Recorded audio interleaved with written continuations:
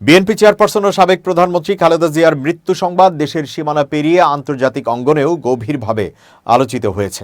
স্বাধীনতা পরবর্তী রাজনীতির মাঠে 4 দশকের বেশি সময় নেতৃত্ব দেওয়া এই রাজনীতিকের প্রয়াণকে বাংলাদেশের রাজনৈতিক ইতিহাসের একটি গুরুত্বপূর্ণ অধ্যায়ের পরিসমাপ্তি হিসেবে তুলে ধরেছে বিশ্বের শীর্ষ সংবাদ মাধ্যমগুলো।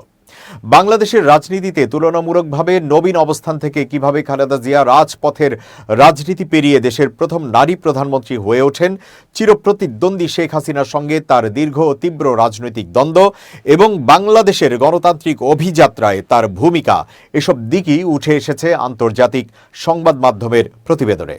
লন্ডন ভিত্তিক বার্তা সংস্থা রয়টার্স শিরোনাম করেছে, বাংলাদেশের প্রথম নারী প্রধানমন্ত্রী খালেদা জিয়া 80 বছর বয়সে প্রয়াত হলেন। প্রতিবেদনে তাকে বাংলাদেশের প্রভাবশালী রাজনৈতিক ব্যক্তিত্ব হিসেবে উল্লেখ করা হয়েছে। রয়টার্স লিখেছে, 1991 সালে ক্ষমতায় এসে শেখ হাসিনার সঙ্গে দীর্ঘ ও তীব্র প্রতিদ্বন্দ্বিতার মধ্য দিয়ে কয়েক দশক ধরে তারা পর্যায়ক্রমে দেশের শাসন ক্ষমতায় ছিলেন। প্রতিবেদনে খালেদা জিয়ার বিরুদ্ধে দায়ের হওয়া মামলা, কারাবাস এবং গৃহবন্দী অবস্থার কথাও তুলে ধরা হয়েছে। বিবিসির প্রতিবেদনে খালেদা জিয়ার ব্যক্তিগত জীবন ও রাজনৈতিক উত্তরণের গল্প গুরুত্ব পেয়েছে। সংবাদ মাধ্যমটির শিরোনাম, খালেদা জিয়া হত্যার শিকার নেতার বিধবা পত্নী যিনি বাংলাদেশের নেতৃত্ব দিয়ে গেছেন। প্রতিবেদনে বলা হয়েছে, 1981 সালে প্রেসিডেন্ট জিয়াউর রহমান হত্যাকাণ্ডের আগে খালেদা জিয়া ছিলেন একজন লাজুক গৃহবধূ। স্বামীর মৃত্যুর পর তিনি রাজনীতিতে সক্রিয় হন এবং পরে 3 মেয়াদে প্রধানমন্ত্রী হয়ে স্বাধীনতা পরবর্তী রাজনীতির অন্যতম প্রভাবশালী নেতৃত্বে পরিণত হন। ব্রিটিশ সংবাদ মাধ্যম গার্ডিয়ান খালেদা জিয়াকে বাংলাদেশের স্বাধীনতা পরবর্তী ইতিহাসের অন্যতম গুরুত্বপূর্ণ ও বিতর্কিত রাজনৈতিক ব্যক্তিত্ব হিসেবে বর্ণনা করেছেন। প্রতিবেদনের শিরোনাম, শেখ হাসিনার দীর্ঘদিনের প্রতিদ্বন্দ্বী বাংলাদেশের প্রথম নারী প্রধানমন্ত্রী খালেদা জিয়া 80 বছর বয়সে মারা গেছেন। কাতার ভিত্তিক আল জাজিরা শিরোনাম করেছে, 80 বছর বয়সে মারা গেছেন খালেদা জিয়া, বাংলাদেশে শোক। প্রতিবেদনে বলা হয়েছে, টালমাটাল রাজনৈতিক বাস্তবতায় খালেদা জিয়া ছিলেন বাংলাদেশের অন্যতম গুরুত্বপূর্ণ রাজনৈতিক চরিত্র।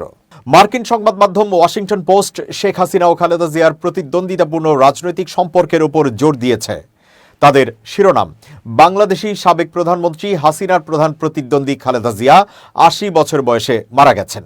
প্রতিবেদনে বলা হয়েছে, এই দুই নেত্রীর দ্বন্দ্ব এক প্রজন্মের বাংলাদেশের রাজনৈতিক বাস্তবতা গড়ে দিয়েছে। বংশগত রাজনীতির প্রেক্ষাপটে খালেদা জিয়াকে উপস্থাপন করে নিউ ইয়র্ক টাইমস লিখেছে, তিনি বাংলাদেশের প্রথম নারী প্রধানমন্ত্রী। বংশগত বা পারিবারিকভাবে রাজনীতি চর্চা করে যাওয়া আরেক নারী শেখ হাসিনার সঙ্গে তিনি প্রতিদ্বন্দ্বিতা করে গেছেন, যা তরুণ দক্ষিণ এশীয় দেশটির ভাগ্য বা ভবিষ্যৎ পথ নির্ধারণ করে দিয়েছে। নিউ ইয়র্ক টাইমস শিরোনাম করেছে, বাংলাদেশের প্রথম নারী প্রধানমন্ত্রী খালেদা জিয়া মারা গেছেন। নিউ ইয়র্ক ভিত্তিক ব্লুমবার্গ শিরোনাম করেছে, বাংলাদেশের গণতন্ত্রের কারিগর খালেদা জিয়া 80 বছর বয়সে মারা গেছেন।